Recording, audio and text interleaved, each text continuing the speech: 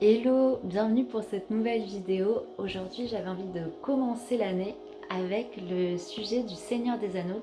J'ai fait plusieurs vidéos sur le thème sur cette chaîne et ça date d'il y a un an. Je commençais à lire le livre, j'ai fait une pause et là j'ai repris la lecture et du coup j'avais envie de partager certaines choses. Et la première, c'est surtout à quel point Tolkien nous offre une carte, une voie. En fait, il ouvre une voie à travers son récit. Et il y a une chose qui m'a marquée au fil des pages, et pourtant j'en suis que, voilà, on peut dire au début, mais c'est quand même quelque chose de récurrent, c'est-à-dire que au fil du récit, il y a les personnages qui racontent des fables, des mythes, des contes, des légendes et des chants. Et à chaque fois, on se dit ça fait partie du folklore de l'histoire. Sauf qu'en fait, on se rend compte, et à chaque fois les personnages nous le rapportent, qu'il ne s'agit pas seulement de contes, de légendes qui traduiraient, comme j'ai dit, une sorte de folklore, comme aujourd'hui c'est perçu dans nos sociétés très déconnectées de la nature et du sens sacré de notre histoire et de ce que l'on porte en nous en mémoire.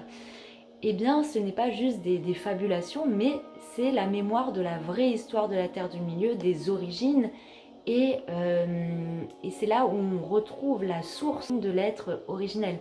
Et c'est pour ça que tous les personnages à chaque fois sont invités à être en contact avec ces mythes, ces légendes, ces contes, ces chants, pour retrouver en eux la mémoire de la Terre du Milieu, de leur histoire et de leurs origines. Et je trouve ça magnifique parce que Tolkien, qui s'est inspiré donc des mythes, des légendes nordiques, vikings, nous montre où retrouver en fait la mémoire. C'est vraiment un cadeau qui nous est fait.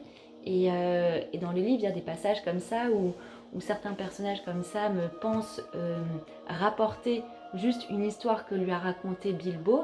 Et en fait, Aragorn lui dit mais non, il s'agit vraiment, il retranscrit la mémoire, l'histoire qui a été la vraie histoire.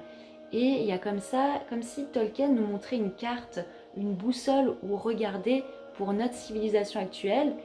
Et il y a vraiment cet appel, ce rappel que ce n'est pas dans les livres d'histoire qu'on retrouvera la mémoire de l'être, la mémoire de l'humanité, pour rappeler l'homme à son humanité avec un grand H, mais c'est vraiment en regardant vers les mythes, les légendes, les contes, les chants, c'est là que se trouve l'histoire avec un grand H.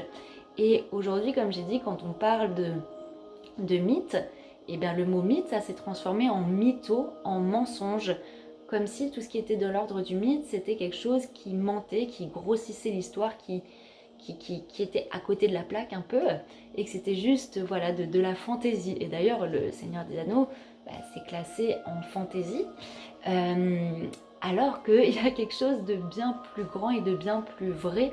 Et d'ailleurs, je pense que c'est pour ça que les gens qui ont lu Le Seigneur des Anneaux, qui ont vu les films, il y a comme quelque chose de l'ordre, il y a un rappel qui se fait à l'intérieur et ça crée comme ça cet esprit de famille parce qu'on est rappelé dans la grande famille de l'humanité. En fait, on reconnecte à cette mémoire de la famille de l'humanité et de cette... et de ces liens, en fait, de ce lien, de cette filiation à travers les siècles, les civilisations. Et le mot fable, pareil, aujourd'hui dans notre société, on parle de fable, de fabulation. Donc là encore, on est dans une sorte de... comme si on était déconnecté du réel. Alors qu'à l'époque, si on prend l'étymologie des mots mythe, qui est énoncer la vérité, et le mot fable, l'étymologie, c'est vraiment la parole, il faut se rendre compte qu'à l'époque, quand on transmettait, donc, comme j'ai dit, contes, légendes, fables, chants, par la parole, à ce moment-là, il n'y avait pas l'écrit comme aujourd'hui. Donc quand on disait quelque chose, quand on transmettait par la parole, il y avait le sens sacré du verbe, de ce qui était énoncé et transmis.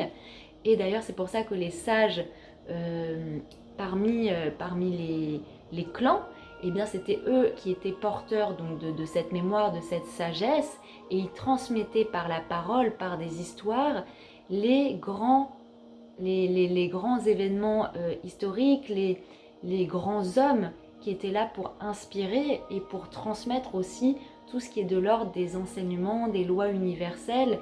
et de tout ce qui a façonné le monde et l'être humain en tant que tel, et vers ce quoi il doit tendre pour se reconnaître et incarner sa vérité, son essence. Et donc avant, on avait vraiment cette transmission orale qui était sacrée. Orale, il y a le mot or et al. Al, c'est tout ce qui est en lien avec le divin. Alchimie, c'est la chimie divine. La chimie avec voilà, Dieu. Voilà, je parle souvent de Dieu dans cette chaîne comme principe qui régit toute chose, mais au-delà de tout dogme. Donc on a vraiment or, al, c'est l'or du sacré, l'or de l'esprit qui est transmis par la parole. Et c'est pour ça qu'à l'époque, quand on parlait de mythes, de légendes, de chants, tout ce qui était transmis avait cette résonance de la vérité et du sens sacré du langage. Parce que la parole était d'or. Voilà, on revient au mot or. Mais à l'époque, la parole était d'or. Donc ce qui était transmis, c'était pas n'importe quoi. Et d'ailleurs, quand on va, je sais pas, en Amazonie et qu'on rencontre des peuples qui vivent vraiment encore en lien avec la nature, ils n'ont pas de livre pour écrire les recettes et la médecine des plantes. Tout ce qui est de l'ordre de la médecine des plantes, de la connaissance des plantes, déjà vient d'une connaissance qui est de l'ordre de l'essence intérieure. Désolée, j'ai ma fenêtre qui vient de s'ouvrir. Comme je disais, il y a vraiment cette connaissance par l'essence et tout est transmis oralement. C'est-à-dire on transmet aux plus jeunes les remèdes, tout ça, par la parole. Et il y a vraiment aussi, par cet acte de transmettre par la parole, la personne qui reçoit est invitée à être dans la présence de réception et de réceptivité totale. Donc il y a vraiment ce rapport à la fois d'émettre dans le sens sacré, tel un rayon de soleil, et pour la personne qui reçoit d'être dans cette réceptivité afin de se laisser imprégner, pas juste mentalement, mais de se laisser imprégner par le mouvement de ce qui est transmis. Et d'ailleurs, tout ce qui est de l'ordre des mythes, des fables, des légendes, plus que les récits, et c'est pour ça que aujourd'hui, si on intellectualise, on cherche à mentaliser, rationaliser tout ça, eh bien en effet, on peut être dans un non-sens ou dans une sorte d'incompréhension de ce qui est transmis, alors qu'à travers ces histoires, qui sont la mémoire du monde et de nos êtres profonds, eh bien on invite, et en fait c'est comme si on invitait à un mouvement. Quand on contait les histoires pour les gens, et d'ailleurs c'est ce qui se passe quand on lit l'œuvre de Tolkien, c'est pour ça que je voulais aussi en venir ici. Quand on lit l'œuvre de Tolkien, c'est pas juste un récit, une aventure. En fait, il crée tout un chemin initiatique par le mouvement.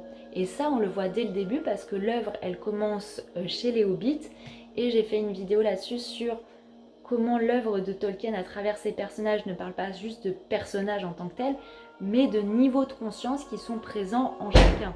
Que ce soit les nains, que ce soit les hommes, que ce soit les hobbits, les elfes, tout ça c'est des niveaux de conscience qui sont présents en nous-mêmes, et c'est pour ça qu'on peut les reconnaître en nous et pas justement comme des personnages extérieurs.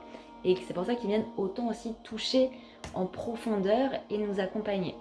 Donc le récit commence chez les hobbits, et chez les hobbits, les maisons, elles ont un rond. C'est un petit rond, on vit dans la comté, on vit dans ces petites maisons en rond et qui ont une ouverture de porte comme ça, et on comprend que c'est vraiment le champ de conscience qui est dans la matière, mais qui est encore très petit, un peu comme un œuf qui est encore limité au monde de la matière. C'est pour ça qu'ils ont ces gros pieds bien ancrés, qui sont proches de la nature, qui ont ce rapport à la nature et une science de la nature très dans la matière, qui ont besoin de beaucoup manger, qui sont vraiment voilà, dans cette matière, mais du coup c'est un champ de conscience qui est limité à la comté. Et le Hobbit, Frodo, la communauté de l'anneau, c'est vraiment ce voyage initiatique de la conscience, où ce champ de conscience par exemple qui est Frodo en tant que Hobbit, va ouvrir le cercle, donc va sortir quelque part de sa matrice, cette matrice qui était connue et qui l'enveloppait quelque part, un peu comme quand on est dans le ventre de la maman.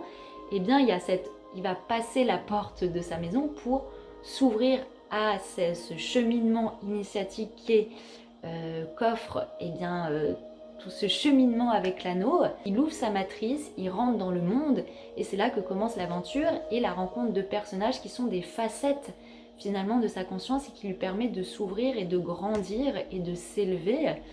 Et d'ailleurs, à un moment, il est accueilli par exemple chez les elfes, il est invité à dîner, et il se dit mais qu'est-ce que je fais là quoi, je les vois, ils sont tellement grands, ils sont tellement royaux, qu'est-ce que je fais là moi, petit hobbit? Alors qu'en fait, on prend conscience que oui, il a l'aspect de ce hobbit qui est petit, mais qu'en lui, il y a déjà cette ouverture, ce champ de conscience sacré qui est déjà la promesse en fait royale à l'intérieur de lui, que là, ça ne dépend pas de quelque chose de physique, mais de quelque chose d'intérieur, d'un cheminement intérieur. Bien qu'à la fin, eh bien Frodo, lui qui était dans sa comté où tout était si limité, où il était si ancré et dépendant de la matière, eh bien quand il va au Valinor, il y a une ouverture.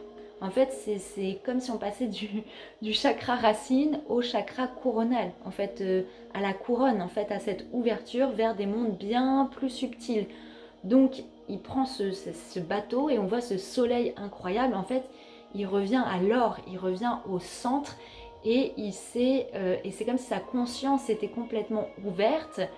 Il y a vraiment cette ouverture royale, la porte royale de cette couronne qui s'ouvre vers bien plus grand et il n'est plus du coup dépendant de la matière et il vient, c'est comme s'il faisait son passage dans des mondes bien plus subtils, bien plus éthérés où après eh bien, son cheminement continue. Et dans ce récit, en fait, c'est Tolkien qui nous aide et qui nous accompagne à travers un modelage. C'est comme s'il modelait notre être intérieurement à travers tout le récit et qu'au fil des étapes, des événements, notre conscience était modelée par les mots, par l'ambiance, par tout ce que ça invite à l'intérieur de soi. Et bien nous aussi, on fait ce voyage de conscience entre la dimension de Hobbit et la dimension qui s'ouvre au Valinor, où on rejoint ce soleil. Et ce qui est très beau, c'est qu'on est en terre du milieu. Et Tolkien, donc dedans, il a fait des cartes, Tolkien, pour vraiment cartographier bien la terre du milieu, cartographier chaque région, là où vit chaque peuple. Et en fait, cette cartographie, c'est une cartographie intérieure, une cartographie de l'être intérieur pour nous ramener à la terre du milieu, au centre, vraiment au milieu de l'être. Et c'est pour ça qu'il y a ce symbole très fort dans le film, on le voit. C'est visuel, il y a cette ouverture vers le Valinor, donc l'or, la vallée de l'or. Et il y a encore le mot Al vers l'or et vers ce soleil qui est vraiment ce soleil central en soi. Et c'est beau parce que c'est un voyage donc initiatique qui nous est proposé à travers une histoire, des images, une certaine visualisation. Mais quand on le lit avec des mots, eh bien ça trace un sillage à l'intérieur de nous-mêmes et ça vient, comme j'ai dit, modeler notre intérieur, modeler notre conscience pour l'ouvrir et la faire grandir. Donc on grandit en fait avec Frodo et comme lui on chemine et il y a vraiment ce lien, comme j'ai dit, avec les mythes, les légendes qui étaient transmis par les anciens pour éveiller la conscience de la tribu, voilà, pour éveiller la conscience d'un peuple, pour le rappeler à sa vraie histoire, à son origine.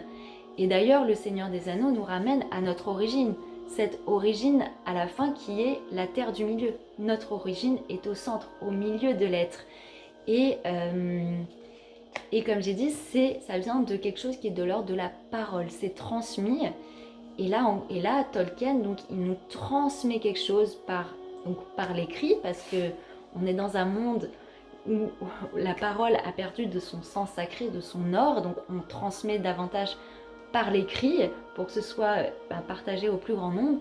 Et ce qui est beau, c'est que quand on lit un livre, ça a été écrit par une personne qui a été inspirée, qui transmet en mots, donc qui l'inscrit comme un sceau, un symbole en fait, comme un sceau symbolique.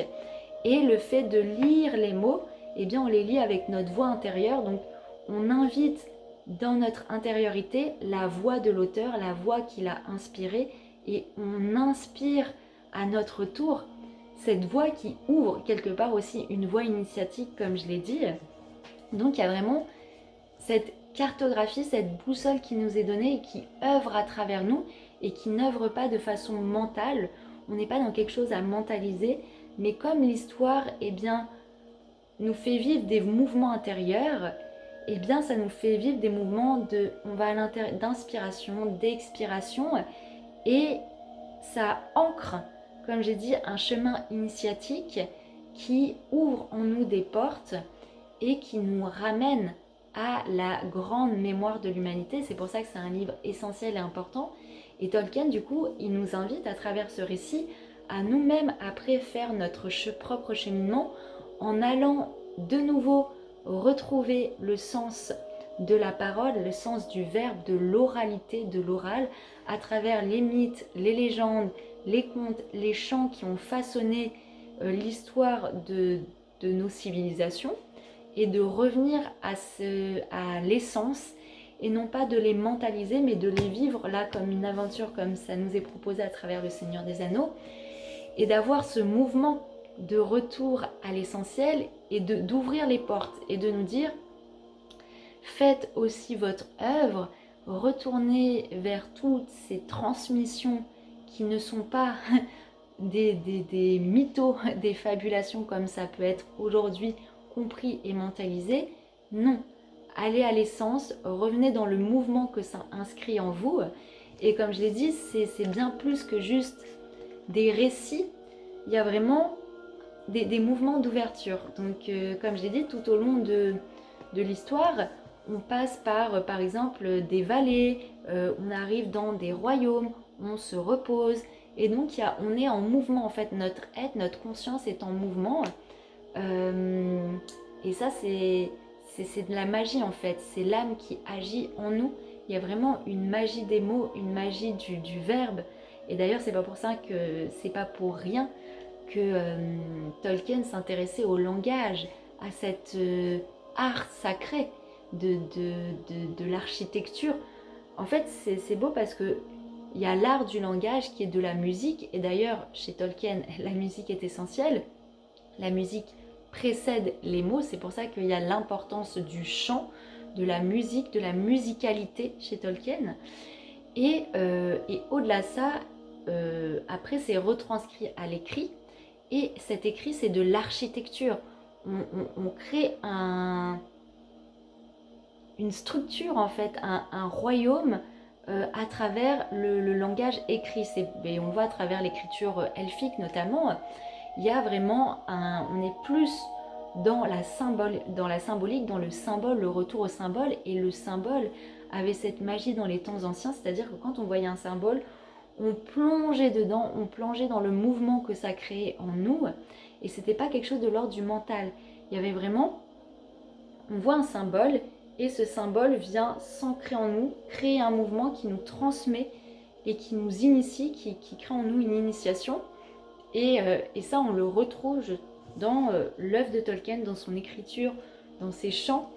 Et c'est plus, voilà, c'est plus qu'un livre, c'est vraiment un mouvement. On est invité à une danse, à un mouvement intérieur, et c'est pour ça qu'on voyage autant. Il y a vraiment ce voyage de conscience, et qui nous reconnecte à des choses essentielles. Et donc j'avais envie de partager ça, et puis je vous partagerai sûrement encore d'autres vidéos sur cette œuvre. Donc n'hésitez pas à mettre en commentaire voilà, ce que vous avez ressenti déjà dans ce grand voyage initiatique qui est le Seigneur des Anneaux. Et puis je vous dis à bientôt pour une prochaine vidéo.